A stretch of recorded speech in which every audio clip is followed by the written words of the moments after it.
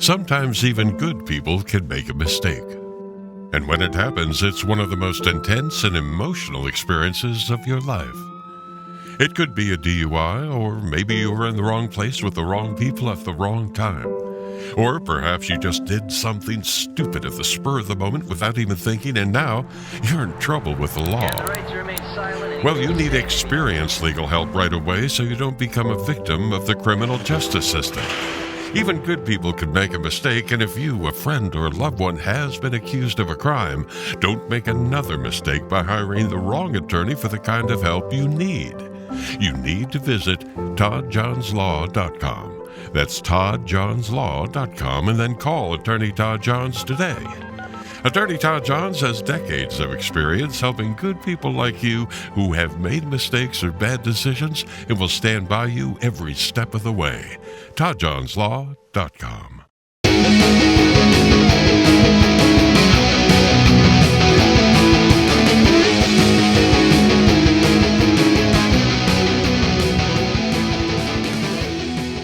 All right. Hello. Welcome to That's Enough Out of You. I'm your host, Bill Rader. And joining me, as he does each and every week here on That's Enough Out of You, is my co-host, Sean Kane. Sean, what's going on? Billy Raids, how you doing, buddy? I'm interested in that background you got there, buddy. Well, today we're doing listener question and feedback, and we did get a question about Bigfoot. So in back of me there is the Patterson film, and that was a film that was taken in 1967, allegedly a Sasquatch. Now, there was a guy that came out that said it was him in a costume, but that person took a lie detector test and failed. Or no, that person, I'm sorry, failed. He refused to take a lie detector test. The other two guys, Patterson and the other guy, did, and they passed it. So what do you make of that? I don't know, Billy, but to me, it's interesting, and we'll talk about that because we got a question about it. But that's the Patterson film. Yeah, what's interesting is the guy's wearing an Apple Watch, so I think that that tells you something right there. No, I'm kidding. All right, Sean. Yeah, as you said, this is our question and answer episode. We do our best to keep up with all the questions and comments we get from our listeners, and we really do have some great, intelligent listeners that send us some fantastic questions and make some great comments. So they're detailed, Billy. So if we are a little bit short, it's just because we want to get through to all of them and not leave any. Yeah. And we'll get to as many as we can today.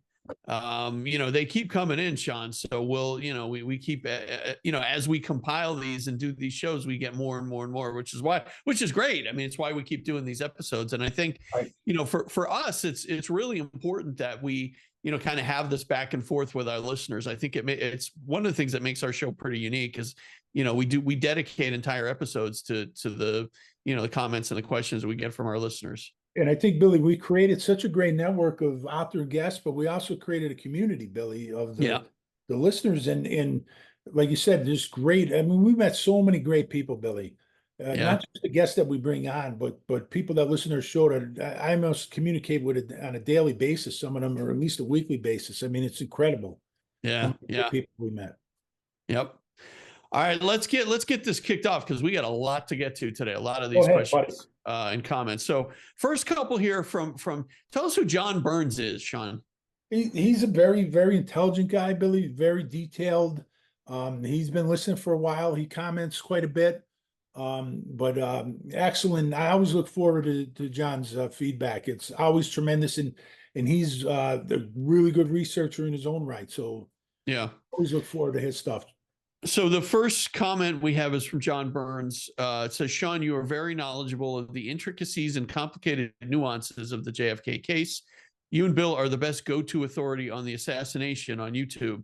There are many very good websites and channels, but no one pulls it all together as well as you do, which is great praise, very high praise. Coming from John, I mean, that's huge because, like I said, he's very knowledgeable, and he, I think the network that we created, Billy, the guests that we have on, and even our standalone episodes, I'm really proud of the work we did, and discrediting all the Marilyn Monroe garbage and everything. So, Yeah. it started with Lisa Pease. Lisa Pease was our first guest, and she helped us build a network, and it's fantastic.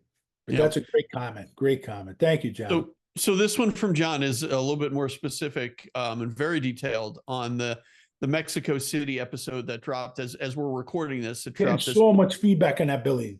a lot of feedback on Mexico City. So this from John Burns. Sean, you did an outstanding job on Mexico City. Superlative. As you said, it is a very tangled, at times contradictory, op inside and op confounding tale. You really explained it very, very well. Kudos. I've talked personally with dozens of researchers, including Jim DiGenio, Malcolm Blunt, Dr. David Mantic, Tink Thompson, Noel Twyman, Doug Horn, et cetera, before they died. Harold Weisberg, Gaten Fonzie, Vincent Salandria, and the greatest of them all. Yeah. What's that? Well, go ahead. No, he's from Philly, Vince. Okay. But go ahead. And the greatest of them all, Mark Lane. And Mexico City is the one thing that trips up even some of the top tier prominent researchers. So I sincerely thank you for doing such an exemplary job explaining Mexico City. I commend you. May I add respectfully one point? LHO, Lee Harvey Oswald, was never in Mexico City, nor did he have to be in order for this marked card red herring trap to be sprung, or as you call it, as John Newman called it, the virus, right? There is newly uncovered documents that cinch this once and for all. Lee Harvey Oswald was never there. He never met Kostakov. No one ever saw Oswald receive $7,000 to do the hit. And no, Oswald was never at a twist party in Mexico City. I'm well aware of the often cited false flag memo RIF 104-10125-10125. Maybe you can tell us a little bit about that in a second, John. The church committee newly released documents put the lie to that canard. But again, I salute you for exposing a very cleverly devised subterfuge. You've done very important work on Mexico City in a very articulate manner. You're way ahead of many seasoned researchers. May I suggest that you have David Josephs on your show to discuss Mexico City? He has a great knowledge of how the timing and logistics made his presence there utterly impossible. Mr. Josephs does not get into the subtle nuances of COS Winston Scott and the Ann Goodpasture versus David Atlee Phillips backstory of the Angleton William King Harvey engineered master plot. But David proves Oswald was never in Mexico City. Please consider having him on. And I think we are having him on, right, Sean? We are. It's scheduled, Billy. So interesting story on David.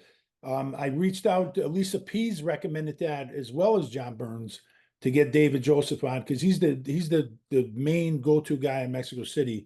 And so I reached out to Jim DiGenio for his contact information.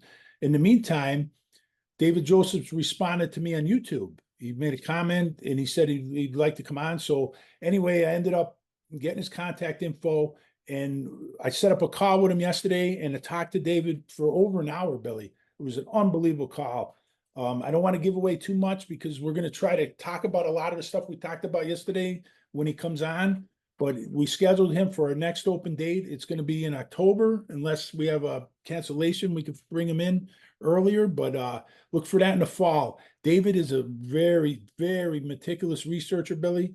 We're gonna talk about a lot of things, Billy. We're gonna talk about Mexico City, prove once and for all that Oswald was not there. And then David's gonna talk about the big picture.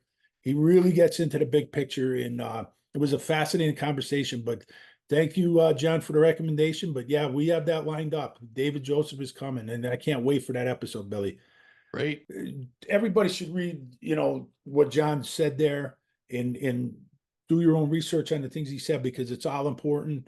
It's just a great comment by John. Great comment. Yeah. And again, looking forward to, and Bill, one thing I want to say on John, that the people he talked to, that all-star cast he named, of people that he personally talked to, he says there, he's talking about Jim DiGenio, obviously, but Vince Scalandria, the great lawyer from Philadelphia, the late great lawyer.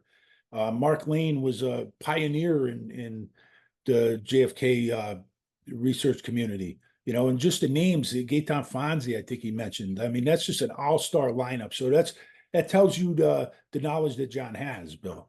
So when Yeah. he does a comment saying that our show is the best, I mean, I'm kind of humbled by that because it's a Yeah. great. That's great. Yeah. So thank you, John. We really, really appreciate that. All right, we're going to keep moving, Sean, because we got a lot of these to get to. Go ahead, Billy. This one comes from Hawkman in Rio, who I assume is a Marvel hero. Sean and Bill, I know you two said you will not do an episode on you will not do an episode on this, but do you have an opinion on, or are you interested in UFOs, Bigfoot, and the Loch Ness monster? So, I mean, I'll go first, Sean. As far as UFOs, I'm very interested in UFOs. I know that there's been some uncovered, there's been some footage released by the government, some unexplained aircraft. I think a lot of times we find that these things are, they're anomalies. They're just either flashes of light or it's something that that can be explained. Of course I'd be interested if a UFO landed somewhere on the on this planet and we got to meet alien beings, or we got to see some new technology from not of this earth. Of course I'd be fascinated with that, but I mean, again, it's nothing that we've been able to document with any assuredness. So and as far as Bigfoot and the Loch Ness monster, I don't get into that kind of stuff. So, Sean, how about you? I do, but I'm interested in all of it. I like researching it, but again, it's something, Billy, that's like you said, I got to see it to believe it. So it's right. And that's why we don't do episodes on it, because all we can do is just say the evidence that is out there that doesn't really prove the existence, and then you can't just say that they don't exist, because honestly, Bill, we've how much of the Earth's waters have we really uncovered? We haven't even investigated much, like less than 3% or something. So you don't know what's out there, and you don't know what's in the jungles, and you definitely don't know what's in the universe. The universe is so enormous, right, that there has to be other life out there. But again, that doesn't mean that Mulder's out down here looking for gray aliens. I mean, and as far as these abductions, though, Billy, I do want to mention that because I think that's the government fooling around, and I think. You talk about these psychiatrists and MK Ultra and how they scramble people's brains. And because some of them, Billy, some of them abductions are hard to explain away.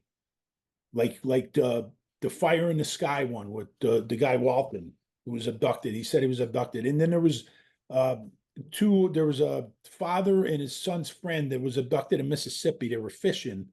And the police captain took them in when he was questioning them, and they were telling their story. He left the tape recorder running, and they didn't know that. And he walked out of the room thinking we'll catch them in their lie.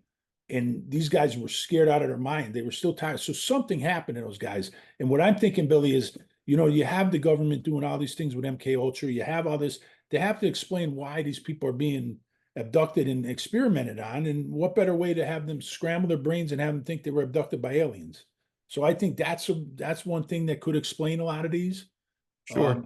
And as far as Bigfoot and Loch Ness monster, there's just no proof either way. And the same thing with aliens. There's just no proof either way. So that's why we don't do episodes on them. Right. Yep. All right. Thank you, Hawkman. Can't wait to see your movie. That would be a DC reference, Billy. Hawkman was a DC character. Oh, I'm sorry. Really? Yeah, okay. Hawkman was DC, buddy. I probably have a Hawkman comic book somewhere too. I have a whole stash of comics from the 80s, so the 70s and the 80s. So I probably do have a Hawkman. So my apologies. You're with the DC, not Marvel. Okay. All right. Next question comes from the latest flame. So that's Dan Hankey, who we had on Speakeasy. Yeah, we had on our Speakeasy. So if you're not subscribed to our Patreon, there's so much great stuff going on over there on our Patreon, Sean. I really recommend. You're missing out if you're not missing out. I mean, for $1 a month, Billy, you could get all this information extra. I mean, come on. Yeah. Who gives stuff away for $1? We got to be dumb, buddy, to be doing that. Well, you can pay more if you want to. But we had Dan, who's one of our great listeners, a loyal listener and great Patreon. He goes by Latest Flame when we talk about him on the show. And he's in Milwaukee, and he's listening to, I guess, listening to or watching the latest episode we did with Lisa Pease about Dag Hammer. Is it Hammersholt? Is that how she? Because I know she said it, and then she said it the other way. She corrected you. Yeah, she corrected me on it. I think she said it's Hammersholt. Hammersholt. Okay. So, all right. So, Latest Flame says, I'm an hour into this and just have to say, God damn, Lisa Pease is an amazing researcher and very incisive. She has a BS detector unlike anyone I've ever seen. Absolutely. Now I need to buy the Hammersholt book markings. I hope the UN does the right thing and subpoenas the tape of Culligan. Yeah. Yeah. She was the guy. Culligan was the guy that Lisa Pease talked about. I confessed to right. blowing up the airplane. But when he said there about the BS detector, Lisa's got the best, because she could tell when somebody's lying, or somebody she could recognize somebody that maybe an intel asset or whatever. And she's just really good at that, Billy. And she doesn't get fooled by a lot of this stuff, because one of the things I was talking with David Joseph was there's so many pitfalls, Billy, that people go down, and they just go down that road. Like I was talking to him about the mob did it theory, and he's like, I don't even acknowledge the mob stuff, because until somebody could prove to me how the mob got in the autopsy room, he says it's worthless to even discuss the mob doing it. So right. Yeah, but Lisa's great at, not going down those pit holes and getting stuck in those traps. Yep. All right, let's keep this moving, Sean. Next one comes from Linda Gioanna Zambanini. I hope I said your name right, Linda, and my apologies. You butchered it, Billy. What's that? I think you butchered it. Zambini? I think Zambini. Well, I don't know. This is how you sent it to me, Sean. So if it's Zambini, you sent Zambanini. So that's how I said it. And I apologize if that's wrong, Linda.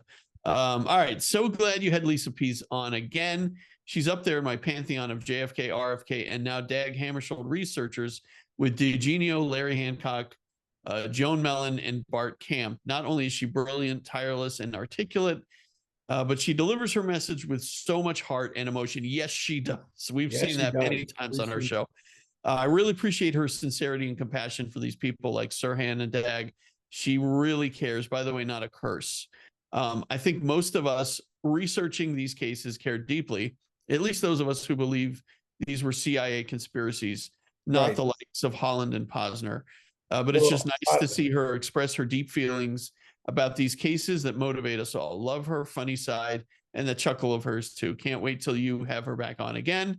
Really fascinating talk. Love the Bud Cullum stuff too. Too bad the church committee didn't take it seriously enough. They let that golden opportunity to solve a CIA assassination of Dag slip through their fingers. My thought was that an accident or on purpose? My thought was, did they have some CIA infiltrator in there who tanked any investigation into Cullum charges, the same way the CIA tanked the SHCA with Joanides and Scott Breckenridge? I wouldn't put anything past them. Well, one of the things, Bill, she mentions Bart Camp there. We have Bart scheduled to come on, great author. He authored the book Prayer Man. He's scheduled to come on in September. So we got him lined up. But yeah, she's definitely right about Lisa Pease. I mean, she's tremendous. We know that, she's the one that started our whole network here. But as far as the Hammarskjöld thing, yeah, I mean, it would have been great if they were able to get the NSA tapes that they had of the shoot down in a plane and match that voice to Bud Culligan's, right? See if it matched. That would have been a smoking gun, Billy. Yeah. Again, they didn't do that. Were they interested in really solving it? They didn't do it. Yep. All right. Next one comes from Wilson in Ontario, Canada. Wilson says, guys, love the DB Cooper episode and wish you would do more on him. Sean, I know you think it was Robert Rackstraw, but you should look into the Canadian comic book on Dan Cooper and the possibility that DB was a Canadian paratrooper. Also, did you two watch the Netflix DB Cooper series? Yes, I watched that, John. I know you did too. I did. Yeah, I thought it was good. I thought it was really good. But as far as the comic book, yeah, I mean, and the thing is, Billy, people don't realize that originally the hijacker used the name Dan Cooper, Right. but media, a reporter reported it as DB and then passed it on to another guy. And then finally it just became legend and it was DB Cooper, but really he never used that name. He used Dan Cooper, which is a comic book character that's a pilot or a parachuter. And, as far as what he's saying there, I would, I'm not 100% sold it's Robert Rackstraw, but I still would investigate the Canadian side of that. It's possible. But the thing that got me with Rackstraw, Billy, is the way the government, as soon as Tom Colbert went down that road, the entire forces of the government shut him down and to try to discredit him. And it was like Jim Garrison all over again. So to me, it's like, what are they protecting? There's something they're hiding with Rackstraw there. And then his own commanding officer in Vietnam thinks it was him.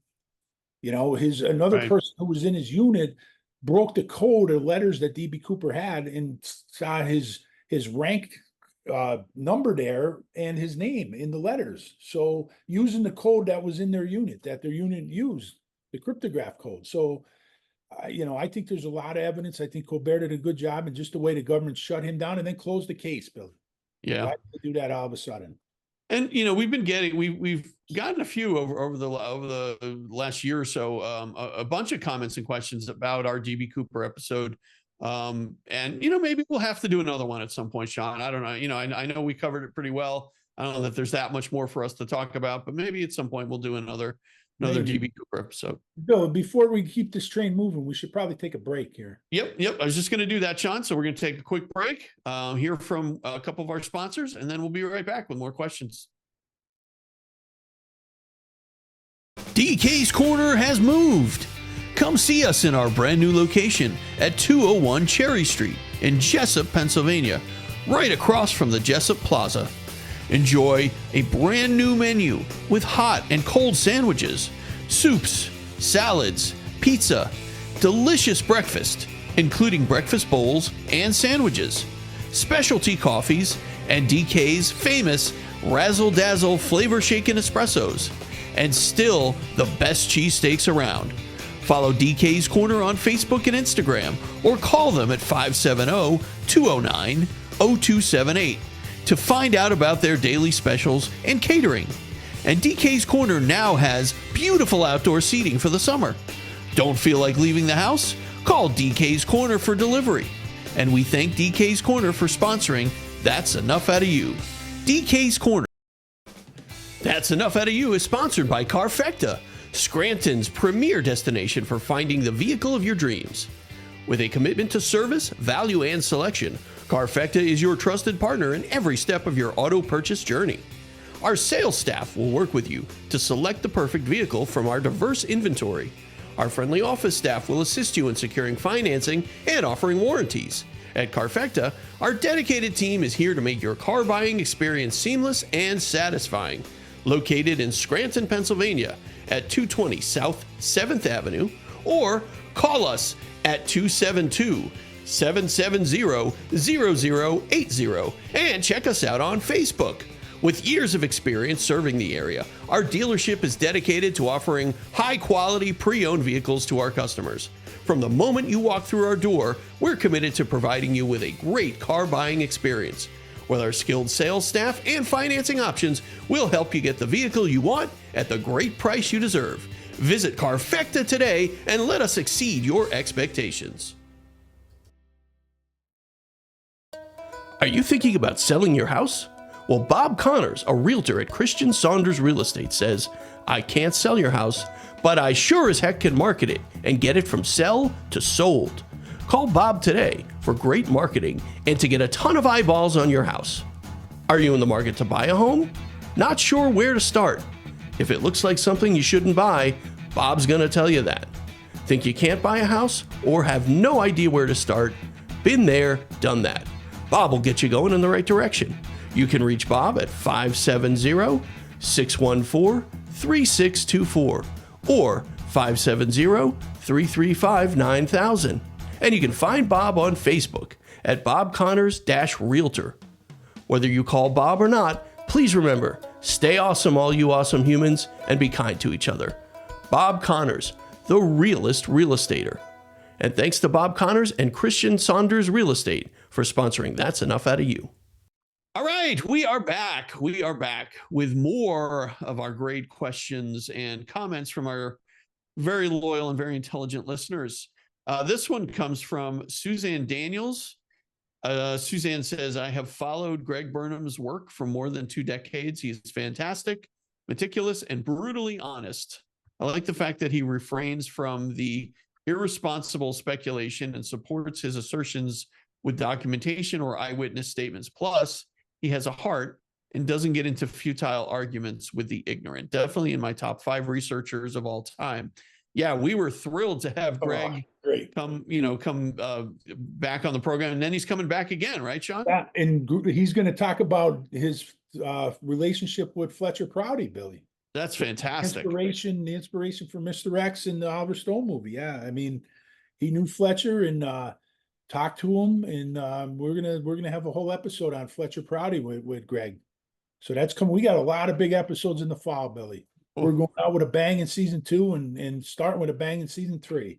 Fantastic. Well, Greg, all right, thank you, Suzanne. Thank you for that great comment. Next one comes from David Williams. Odd that the walkie-talkie man who puts out stop signs as Greer slows to a split-second stop for that last awful shot. Actually, last 2 shots, like many witnesses said, was bang or bang on top of each other, a second apart. First, he's hit in the back. He very briefly pushed forward, and then that last awful shot from the front right side. It's so easy to see this was a planned event. Only corrupt government wants us to believe the cover-up report by the Warren Commission. I think the government's even, now, over the last several years, Sean, I think they've, poked holes in the wall. I mean, it's impossible not to. The Warren Commission. Well, they haven't really come out and said anything close to the truth yet. But I mean, it's like right now, Billy, anybody that believes that Oswald did it alone, I mean, you might as well join the Flat Earth Society, because that's where you're at. But that he's talking about the Crumpton episode, Bill, and that episode was great. And we got Matt Crumpton coming back with Mark Adamczyk. They're going to come back. We're going to talk about New Orleans. That's great. That's great. But yeah, the walkie-talkie man, definitely suspicious, Billy. I think more suspicious than the umbrella man. Yeah. And that episode, by the way, Sean, is, still doing unbelievable. It's definitely our most. In YouTube, it's the highest, Bill. Yeah. But overall, it's second, I think, overall, next to Whelan, one of Whelan's episodes. Okay. But it's up there, Billy. And yeah, we got Matt coming back. Can't wait. Yeah, great. All right.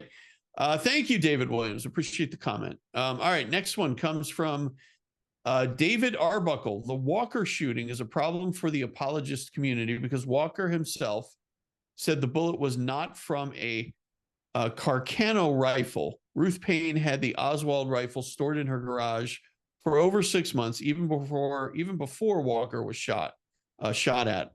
W.R. Shills loves to say that Marina knew about this, but if so, why did she or Ruth Payne not go to the police about this? Why would Payne get Oswald a job at the book depository if she and Marina knew that Oswald was involved in the Walker shooting? It's all BS. Yeah, and he's talking about the Johnny Kearns episode. That was the one that you couldn't do, Billy. I did with Johnny. But Johnny he destroys the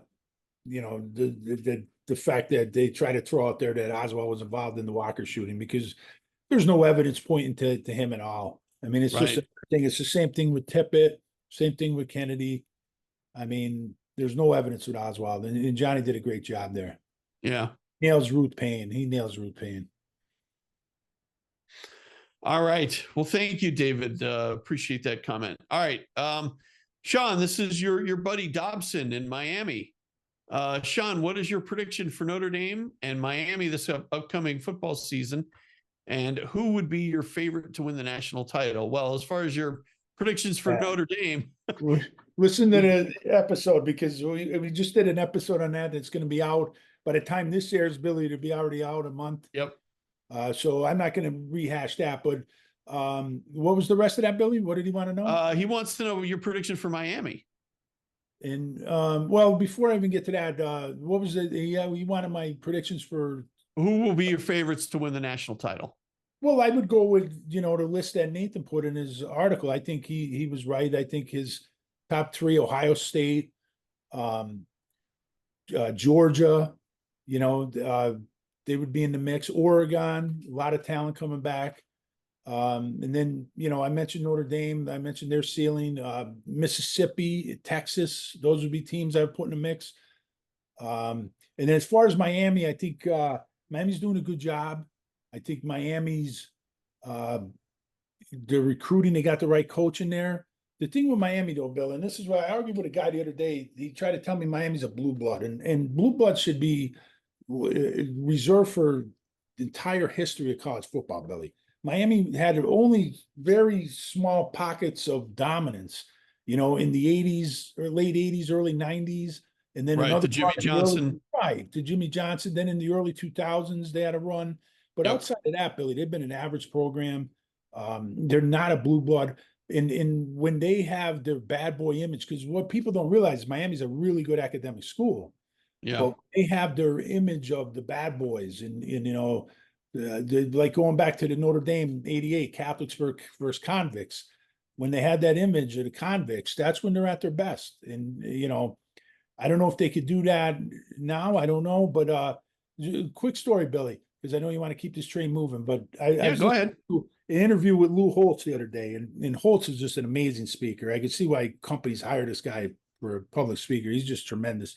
But they're asking about the '88 game, Notre Dame Miami, and the Catholics versus the convicts, and the shirts and everything.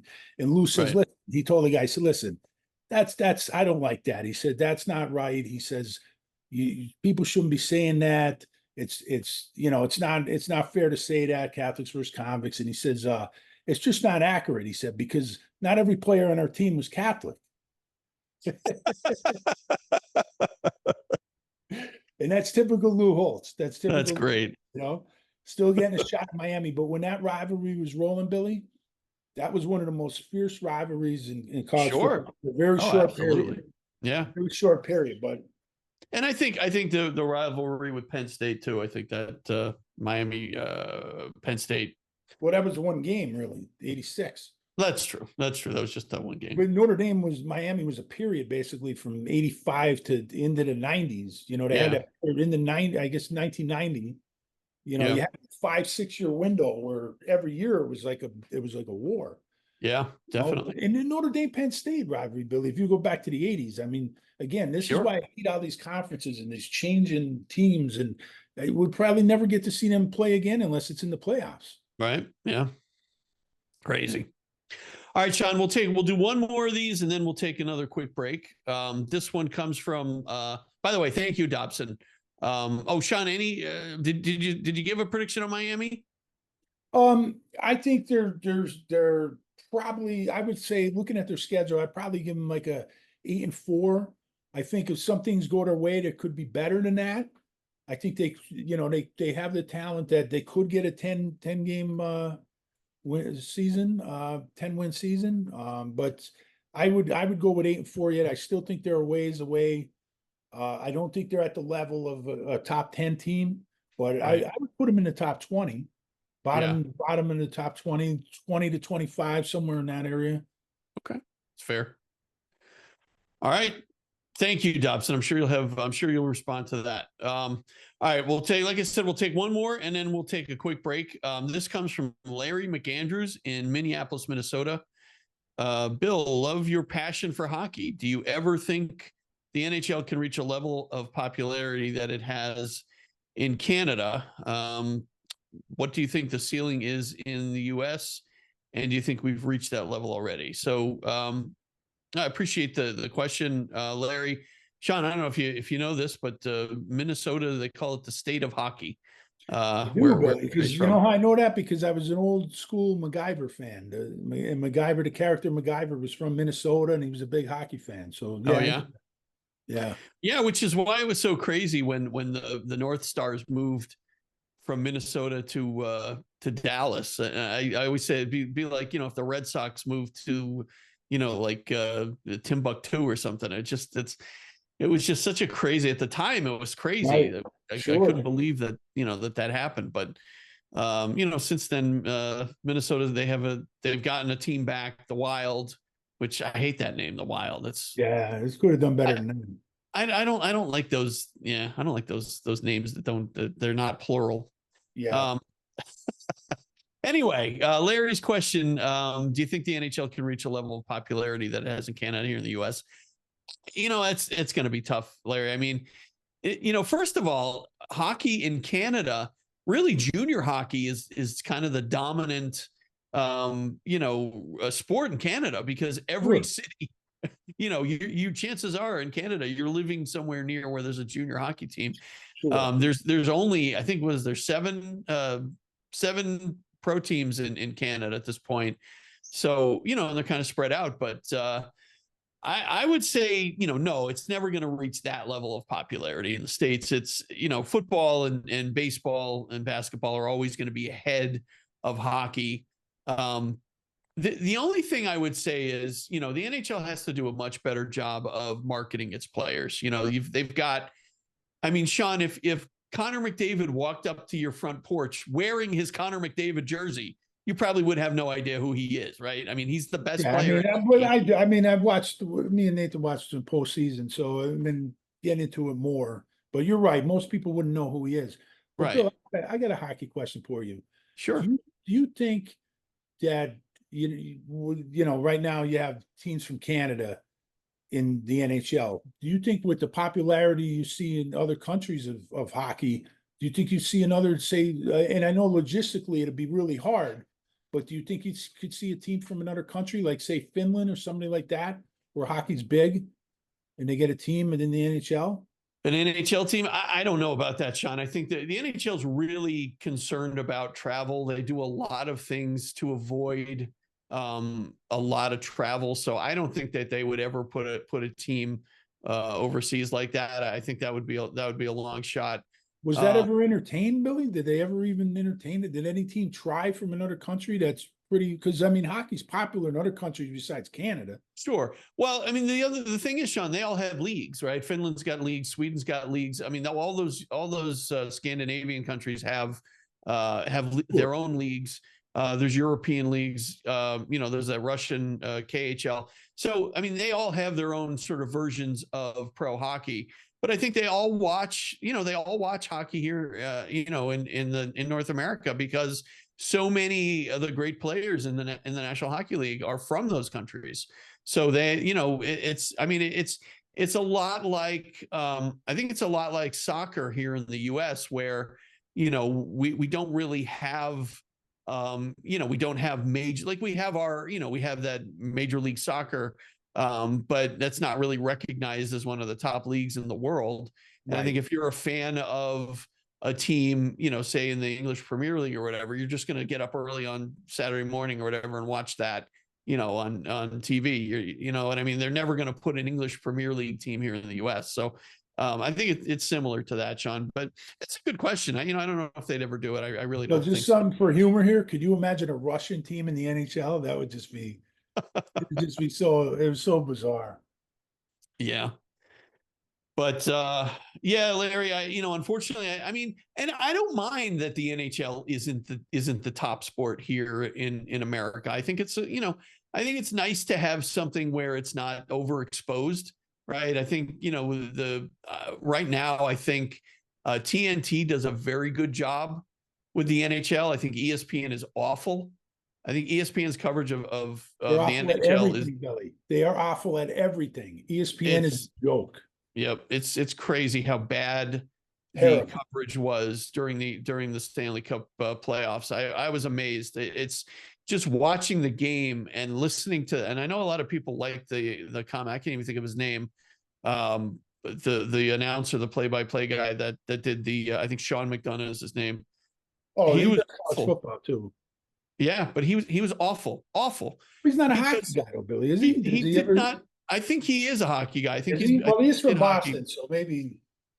But if you listen to the broadcast, he very rarely did he call the game. All he did the entire game was spew facts and figures, and this guy does this, and that guy came from here, and this team did This is that. what he does, though, Billy. I mean, that's what he all they does. do. He's probably got a sheet of statistics and facts in front of him of about 50 things that he has to go through for each period. And he just talks as much as he can about that. I would just like somebody like Doc Emmerich, who I wasn't a huge fan of, but at least Doc Emmerich called the game. You know, at least Doc Emmerich would tell you what was going on in the game. This guy doesn't even watch the game, I don't think. He's just reading from his statistics that he's got going on. Well, So it I don't can't know. be worse than Chris Fowler, Billy. Chris Fowler announcing the college football game is the worst. I mean, it's pathetic, Billy. It is pathetic. Yeah, You to know, me, Can't for my see- money, Sean, Go ahead. Kenny Albert is the best announcer, period, right now. Kenny Albert is, you know, if you know Kenny Albert, he's Marv Albert's son. He does basically he's New York based, but he does some national hockey, and I believe I think he does football also. I'm not sure, but to me, he's the best. He's really the best at it. I can't stand the ESPN guy. But anyway, all right, Sean, we're going to take a quick break, hear from some more of our sponsors, and then we'll come back with more of these great questions and comments. All right. And we would like to thank our sponsor, Gracious Day Grains. Sean, you like to eat healthy, don't you? Always, buddy. I try to eat healthy as much as I can. Yeah, and there is nothing healthier than what they call like farm to table, right? So when you can get something right from the ground and make it and then put it right on your table. And Gracious Day Grains, they have a tremendous selection, and it's totally organic. Everything is, you know, they don't use any sort of herbicides or pesticides or anything like that. They have a bunch of different products on their website, Gracious Day Grains. So if you go to graciousdaymilling.com, you'll find a bunch of great stuff there, Sean. Yeah, you will, Billy. And it's owned by Tom Maxey, who's a great guy from Virginia. He's a truth seeker, just like me and you, buddy.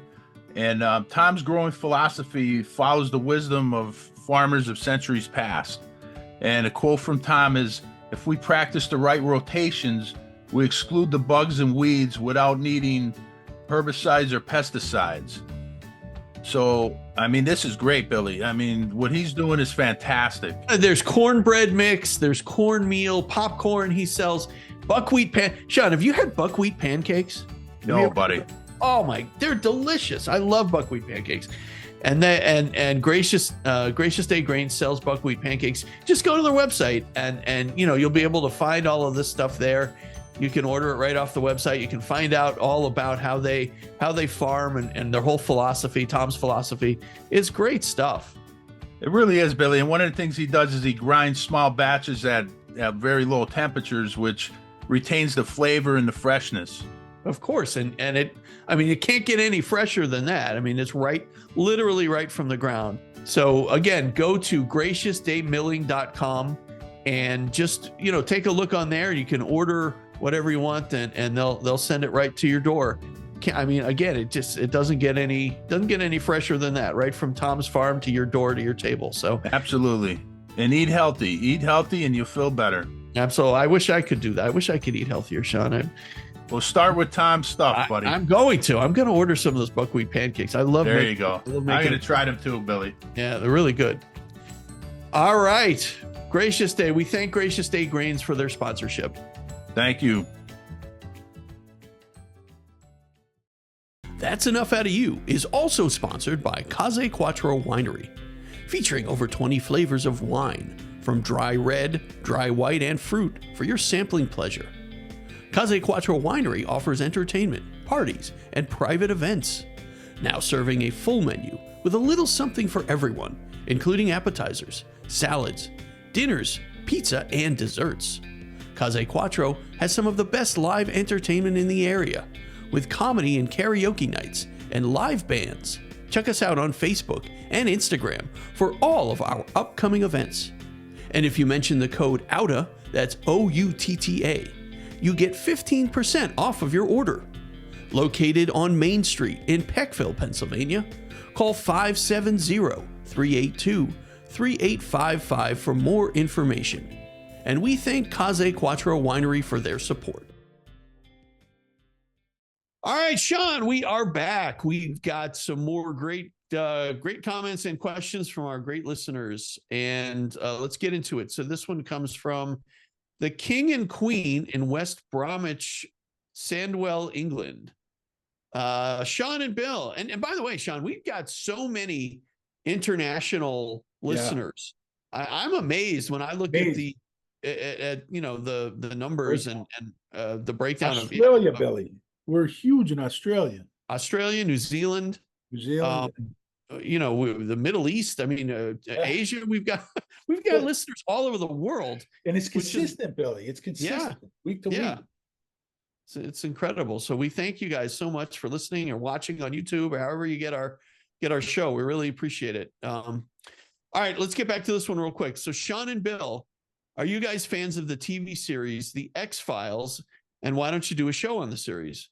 Sean, that was one of our biggest, most when we first met, we talked about the X-Files all the time. It actually wasn't when we first met, Billy, because you were the one that got me into it. Oh, okay. I didn't start watching until season 3.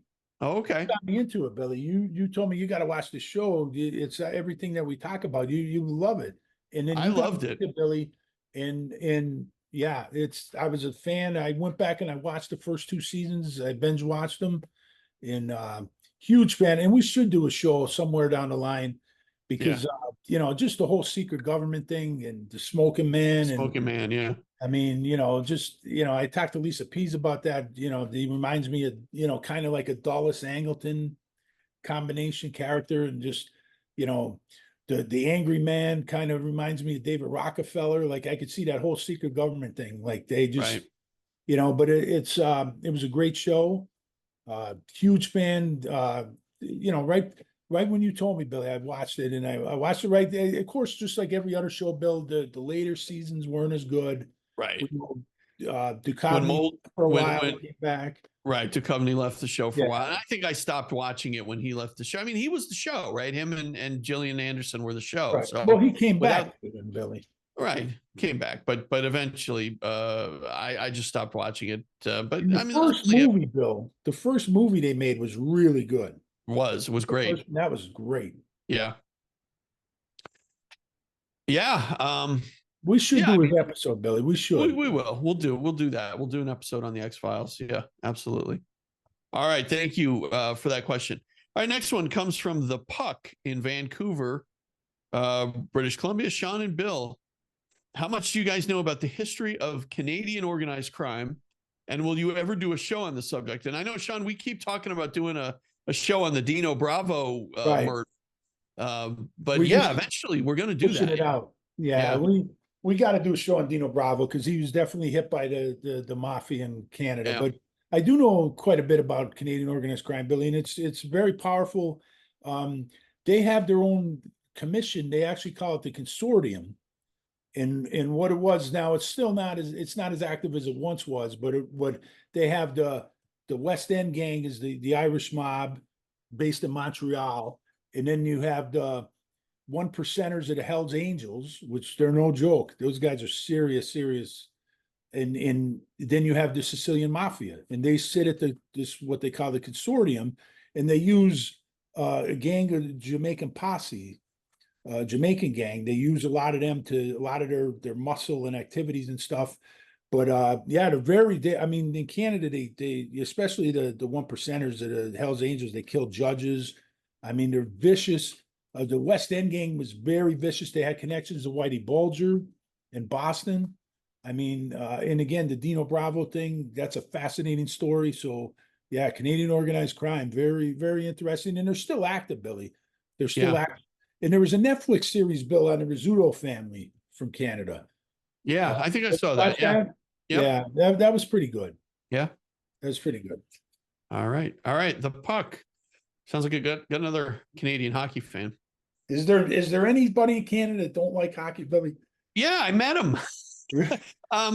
This was years ago. We were at the beach in Jersey. We go every year. We go to the beach, and there was a guy staying at the same hotel that we were staying at, and I saw his Quebec license plate.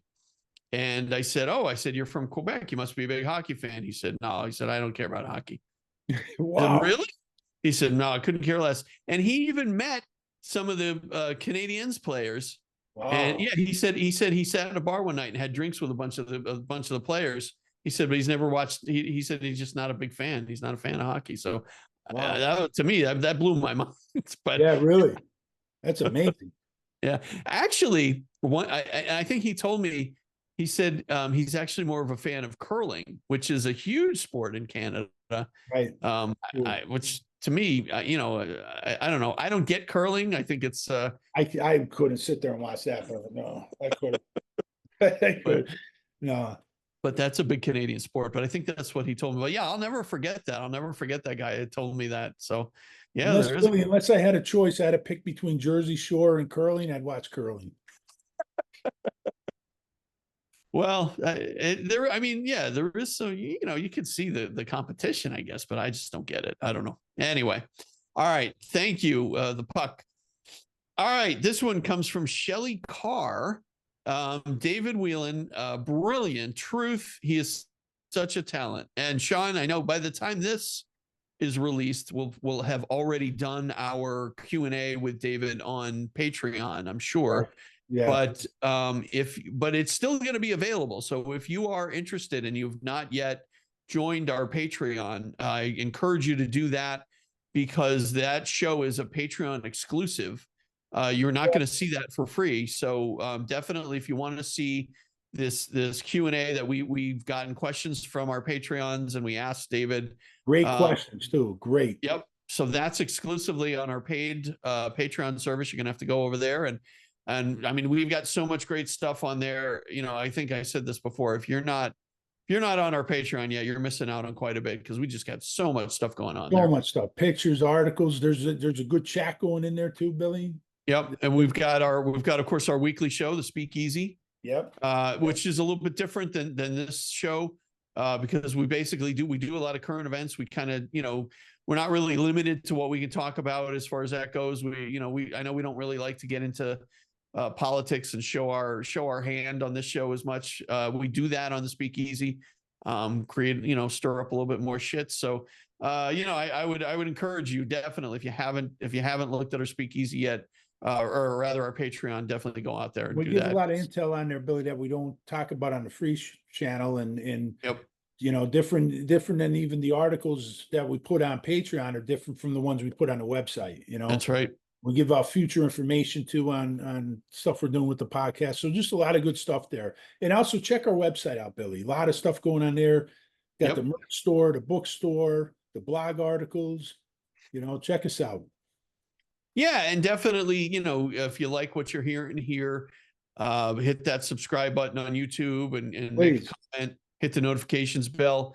If you're listening on podcasts, make sure you rate us and review us, because that'll really help us as far as the algorithm. It'll kind of push us up in the list. So we appreciate that. We really do. That helps us out quite a bit. All right, Sean, we got one more, and then we're going to wrap up this great episode of our questions and comments from our listeners. This one comes from Mitchum Hand in Chattanooga, Tennessee.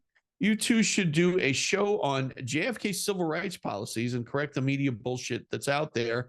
Is there any truth to the legend of USC owner Dana White fleeing Boston because Whitey Bulger had a hit on him? So first things first, Sean, we've done shows on JFK civil rights policies. We haven't done a whole show though, Billy. If we were to do a whole show just on that, we would bring in Jim DiEugenio, because he's done amazing work on that. Even bring in maybe Lisa P's done great work on that. We would bring in a guest, and just because there's still a lot of stuff that we haven't talked about that JFK done with civil rights, but we talked about the Prince Edward County where the Kennedys basically built a whole school district for these kids to go to school. Right. We talk about, the first day he was inaugurated, he's looking around and there's no black people in the Secret Service and the Coast Guard parade. And he says to the Treasury Secretary Dillon, he says, I want to know why. Find out now, So right from the beginning, he was on top of civil rights. And before him, the 100 years before JFK, there was nothing done on civil rights, Billy. Yeah. So when people say it was slow on civil rights, it's just more Kennedy bashing and just more trying to discredit his character. It's just nonsense. I think we've done shows with Monica on his We civil have. rights. We talked about his civil rights with Monica, and that would be another good one too. Actually, Yeah. it'd be a great panel. Monica, Jim, and Lisa, Oh wow, yeah, be great. the powerhouse lineup. Yeah. All right, and then the second part of his question there is about Dana White fleeing Boston because Whitey Bulger had a hit on him. I never heard that, Sean. I don't know if you. Oh yeah, Dana White admitted that. Oh, did he? White admitted that, and there was an ESPN, one of those. It wasn't, what's the ones they do, the E60, not the 30 for 30, the other ones, the The E60. E60, yeah, They yeah. did one on that. No, Whitey's right hand man, one of his right hand men, Kevin Weeks, denied it. But what the story is, Billy, is what Dana White, before he became this UFC, powerhouse owner, he was just a guy. He wasn't originally from Boston, but he moved there, and he set up these gyms and boxing gyms and stuff for kids, and he was getting grants from the city to kind of get kids off the street and stuff like this. And one day he was approached by somebody about paying protection money, and he basically just told him, get out of here. And then the next day he says, this is right from Dana White, he says that Kevin Weeks came, and when he saw Kevin Weeks, he knew, okay, this is Whitey Bulger, now I'm in trouble. Oh, okay. He told him he has to pay. So what happened was, Dana goes back to his apartment and he gets a phone call, and he said it was from Kevin, and Kevin said, Jimmy wants you got till Friday to pay up. So what does Dana White do?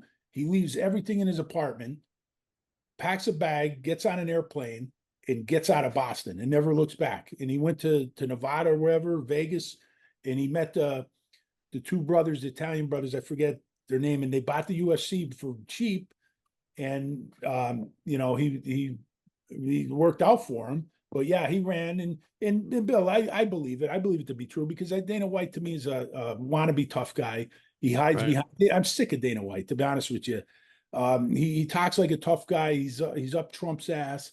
I'm just tired of him. I'm tired of Joe Rogan. Like, Joe Rogan used to do good interviews, Bill, when he had Oliver Stone on and stuff. But now he's talking about that we're in a video game simulation. Like, really, Joe? Is that where we're going now?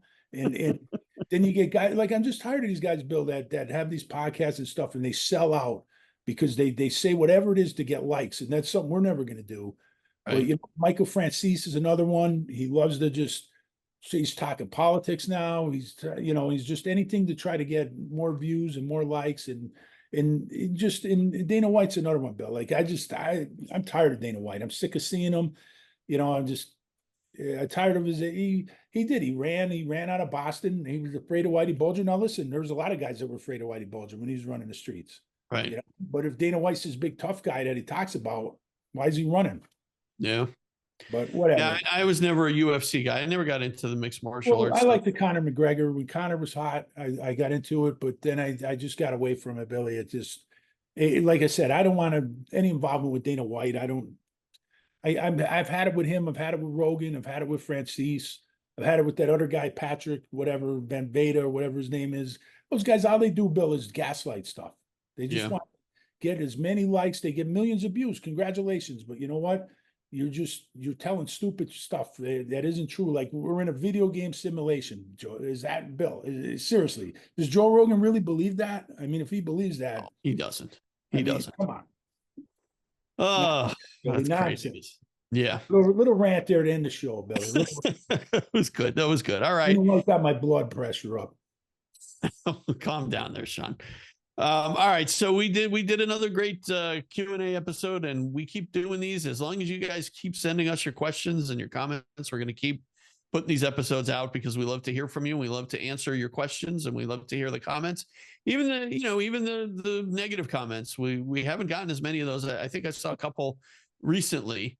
There was a couple at Mexico City, Bill. A couple Yeah. of people didn't like they were more confused by my explanation. They didn't think it really helped at all. Right. And I said John thought it was great. David Joseph liked it, but I mean, it's a confusing situation, Bill. So Sure it is. Best I could, but again, I understand why people are still confused by it. And I think the key, though, Billy, is to the files, the control and manipulation of the files, and Right. the routing system of Oswald's files is the key, because you can't explain that. The Right. normal routing system did not happen. it was averted. And it went Yeah. to the Office of Security. And that's the key to understanding that whole thing. As far as what happened in Mexico City, we'll have Dave Joseph on, and we're going to talk about that, Billy. All right. Sounds good. All right, guys. Thank you so much. We really, really appreciate all of the feedback, the responses, and just keep listening. We got to through us. them all, Billy. We did. We made it. We Wow. made it. And But I didn't want to tell you, Bill, we're already like 35 behind, though. That was just the list I sent to you, Bill. We're still, and then we'll get to probably them. got more, as we're doing this. So keep them We'll coming. get to them. We will get to all of them. So we really appreciate it. Thank you so much, everybody. Again, subscribe, hit notifications, comment, rate, review, all that stuff. Patreon, blah, blah, blah, blah, blah. Everything that we've talked about. Make sure, you're supporting the show. We really do appreciate it. So, And Billy, last thing, buddy, watch out Yep. for Sasquatch, buddy, because you're up there in that big hill. You got a chance of seeing them more than I do, buddy. I've seen some crazy stuff up here, Sean. I don't know. I saw something I thought was like a bobcat or something. It turned out it was just a huge house cat, but You sure it wasn't the Chupacabra? it could have been. Who knows? Maybe the Mothman? You never know. You never know what the heck is up here. But Well, you're on that I- big hill, buddy. I mean, who knows what's up there in that hill? who knows? All right. Sounds good. All right, everybody. Thank you. And that's enough out of you. That's Enough Out of You podcast is executive produced and written by Bill Rader and Sean Kane and edited by Bill Rader. The That's Enough Out of You podcast and logo are exclusive property of Bags of Chicken LLC. Any rebroadcast, retransmission, or accounts of this podcast without the express written consent of Bags of Chicken LLC is prohibited. So don't even try it.